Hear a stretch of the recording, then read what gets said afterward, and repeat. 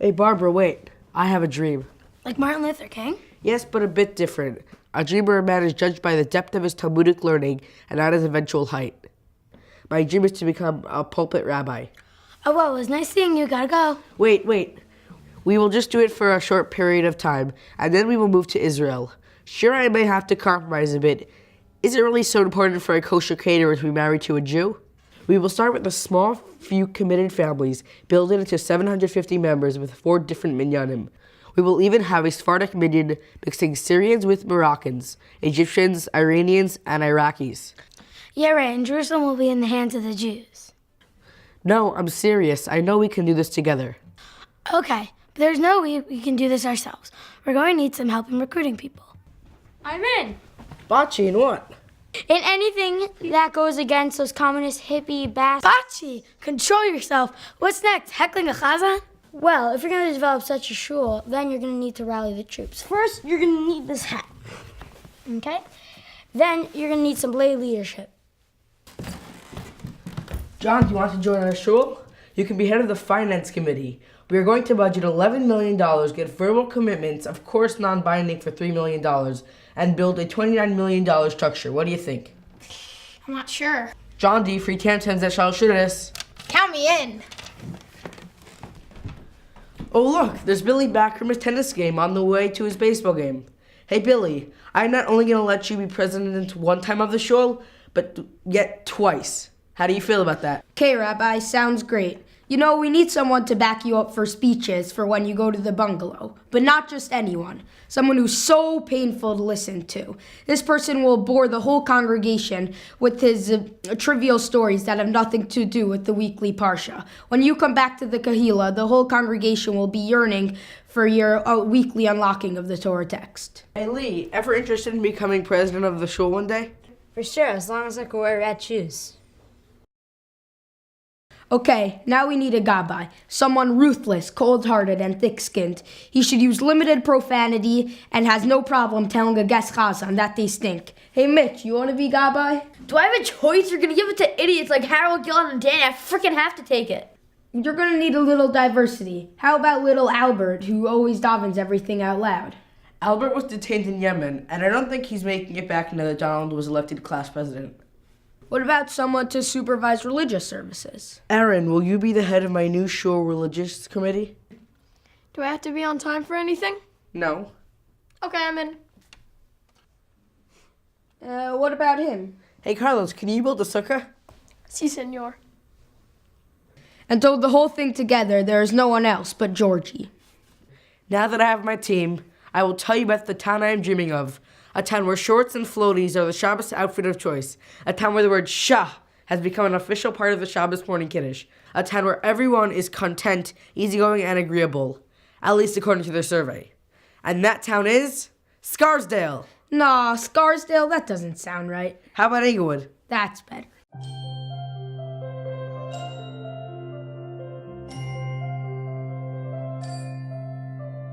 Once long ago in a town called Hempstead, a child was raised with crazy dreams in his head.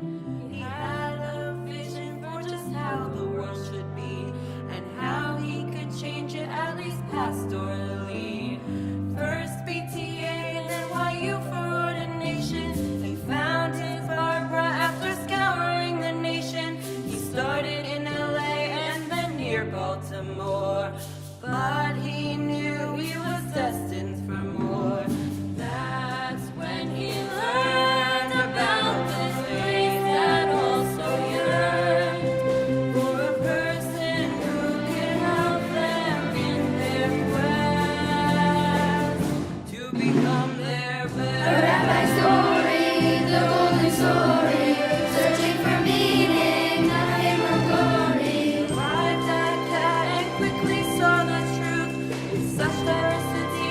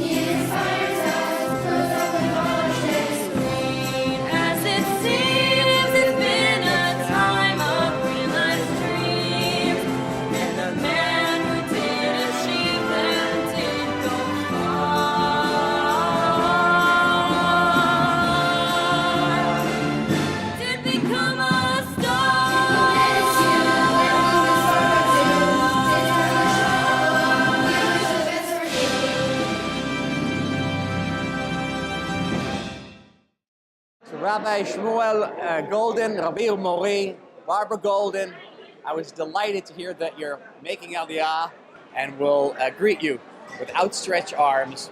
Welcome home to the state of Israel. Dear Rav Shmuel and Barbara, welcome to Israel.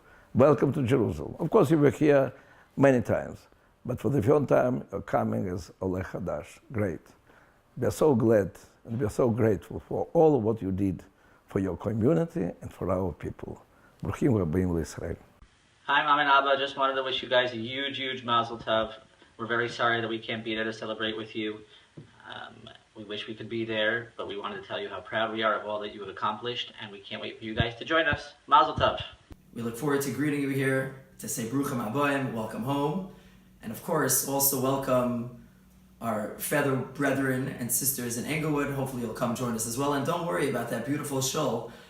The rabbis teach us that in the days of future, all the shuls, all the Bati Midrashim will come to Eretz Yisrael, and hopefully we'll be able to greet the Redeemer when he come onto Zion, and may us now say together, Amen.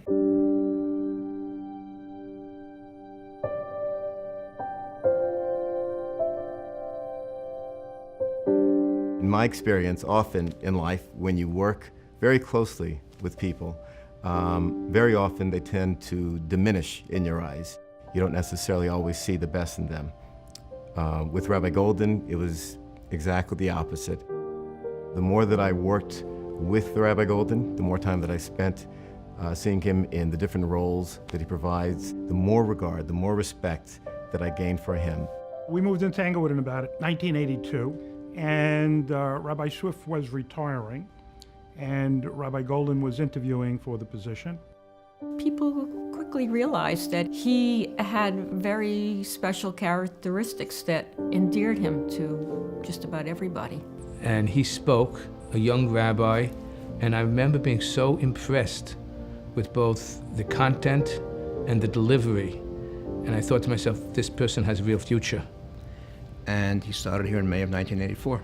We came here about 10 or 11 months after the rabbi, but there was an immediate bond between myself and the rabbi, because of our connection going all the way back to our high school years. He was a star basketball player, point guard, deadly shot, he could dish.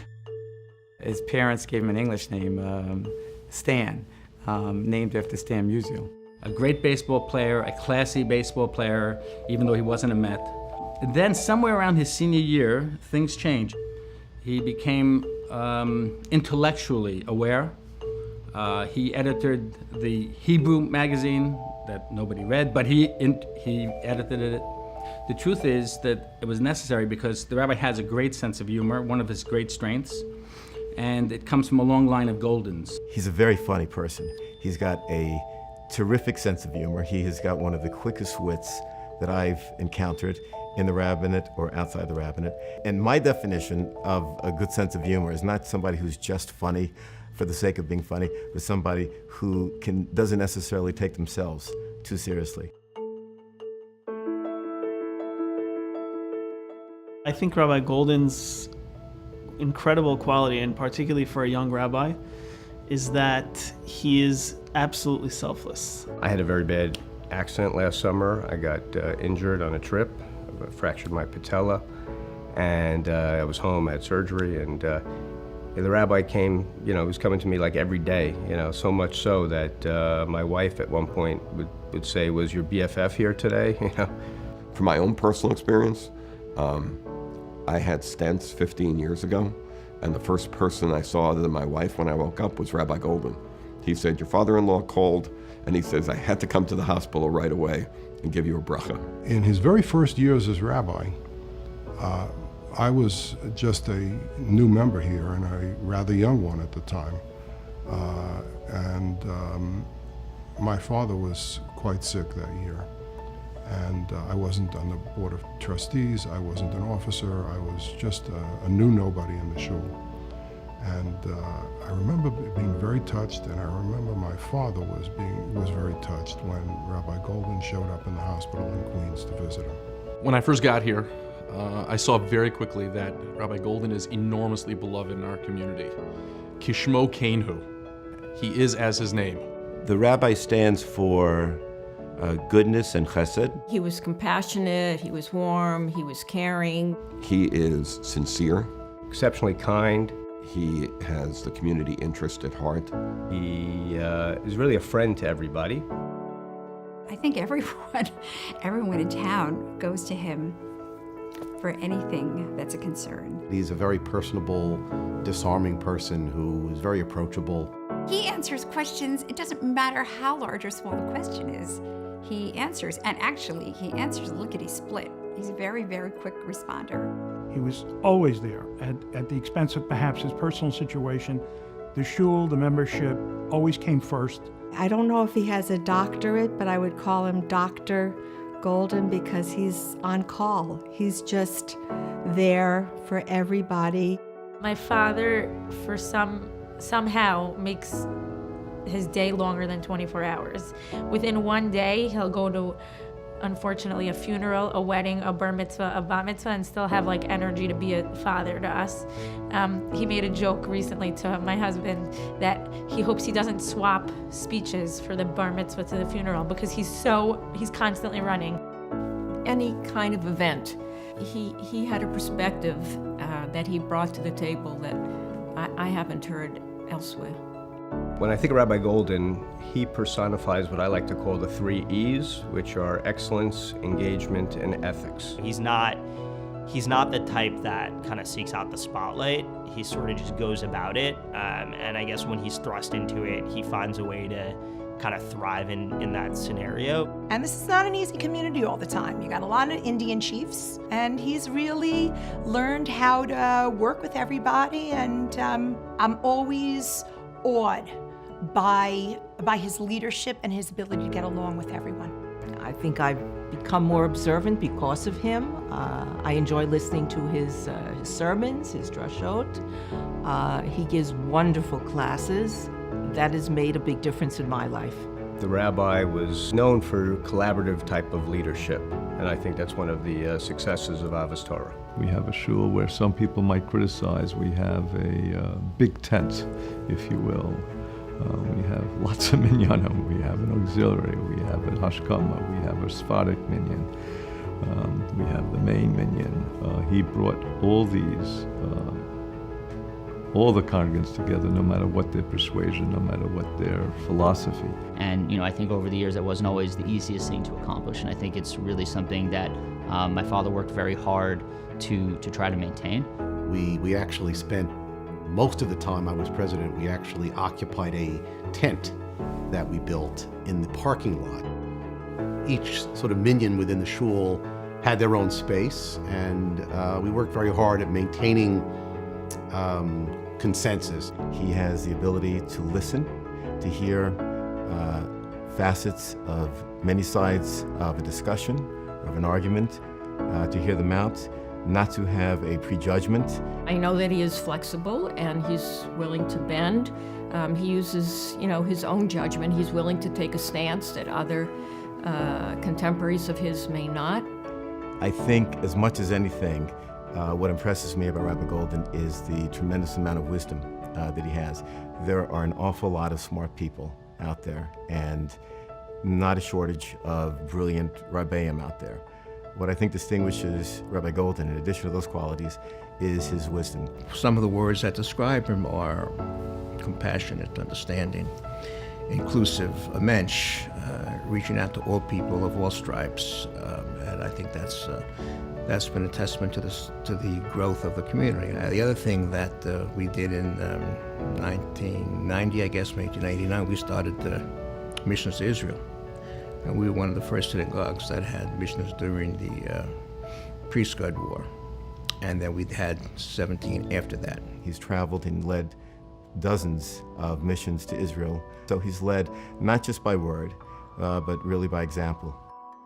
When there was the Intifada, the rabbi was actively involved with a lot of the members of the shul, taking people to Israel when they would really thank the people for coming into their stores at the time. That's how bad things economically were in Israel at the time.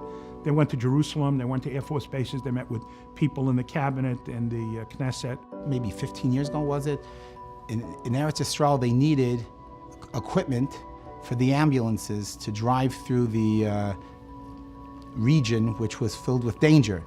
And in one Shabbos, under Rabbi Goldin's leadership, Ahavath Torah raised $3 million, I remember, for essential equipment. And if you look at the local papers or even the national papers, Rabbi Goldin has brought himself and Congregation Ahavath Torah to the forefront of activism on behalf of the Jewish community and on behalf of Israel itself. I'll give another example. When he was the president of the RCA and he was invited to meet with a group of Jewish leaders, President Obama, the person who brought up the biggest issue, the issue of the Iranian nuclear program and trying to put a check on that, was Rabbi Goldin. He was the one who spoke up. He was the one who tried to push that issue forward. And he's really an unbelievable role model of devotion to the community, to the Jewish people, to Torah, and to serving Hashem. I think the rabbi would say what he's most proud of is the amount of Torah learning that takes place within the four walls of the shul. And I think every time he approaches the same parsha, let's say year after year, there's a new insight. His Torah commentaries is up there with the best of Torah commentaries. When I was president, I was known for giving Dvar Torahs, and not just the typical Shabbat announcements that presidents give. And I'd like to think that the highlight for many people during the services was my Dvar Torahs. At least that's what I choose to believe. In any event, people don't realize that the rabbi really gave me those Dvar Torahs, and he was practicing his material out on me. So if anyone has any problems with that, you should talk to Rabbi Goldin, not to me. Rabbi Goldin has really brought us to such higher levels of learning and spirituality and meaningfulness in tefillah. I've been here 18 years. I do go to shul regularly. I sit right behind Barbara Goldin. Nobody can shush the congregation like Barbara can. The rabbi shahs the congregation. At Kiddush time, he says, shah, but Barbara says, shush. Over the years, I got to know Barbara very well, and Barbara was working tirelessly behind the scenes, bringing up 5 children. And there's no way the rabbi could have done his job and been as dedicated to the shul as he was without having Barbara by his side, helping him along the way. And I too once had the opportunity to see Barbara in action. I was visiting a school where Barbara was totally focused on young children with challenges. And it made such an impact on me. This was a number of years ago, yet it resonates with me very vividly today. The love that she gave to those children and the reciprocation of love which was showered upon Barbara, it really made an impact on me. I think Rabbi Goldin and Barbara are a seamless part of the community. I wouldn't talk about them separate from the community, meaning it's Englewood, it's Rabbi Goldin and Barbara, and all the other things that are just part of the DNA of the community at this point. Over the years, Rabbi Goldin and Barbara have been so encouraging to me. They combine wisdom and experience, and they not only guided the community, but modeled that approach, that balance between our values and modernity. We were very lucky to have him as our rabbi, and we have seen our congregation grow from when he first came, somewhere around 300. When I was president, we reached a peak of 450 by 1994, and now we have over 750 members, family members, families who belong to our synagogue.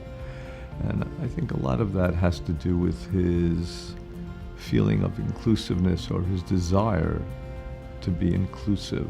I think my parents have really gone out of their way to try to connect with people, to try to make the position of rabbi not just something where he gets up and gives a speech on a regular basis, or tries to deliver a message, or tries to keep things current with political events or things that are going on around the world. I think my father really goes out of his way to try to make the shul a place where people feel comfortable, where they can bring their kids. I know we've got this great new foyer now, so lots of kids running around on a regular basis, and a place where people really feel like they want to be part of the community.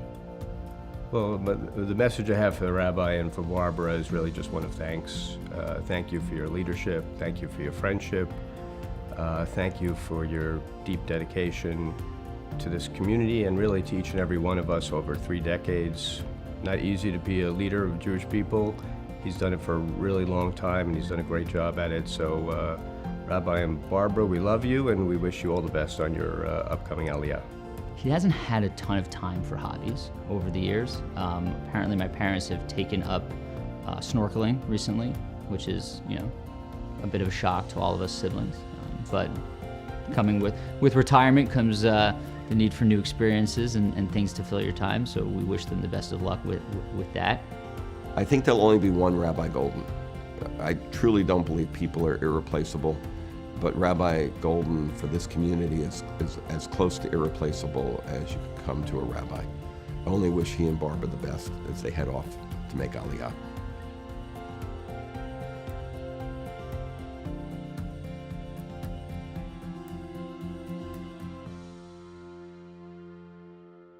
All right, good Shabbos, nice to see you. Good Shabbos, nice to see you. Nice to see you, good Shabbos, all right. I want to begin tonight by congratulating the shul on a successful search for the new rabbi.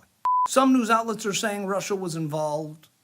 The whole thing seems rigged to me, and I'm pretty sure the origin of the name Pupko is Russian, so I don't know. We'll have to wait and see. I'd also keep an eye on that Lee Lasher as well, as I've always felt he looked like a Russian mobster. To Mitch Weitzner, knock it off already. We get it. And I know what you're doing right now, Mitch. I know it. Get out of here. What are you talking about? Shut your mouth.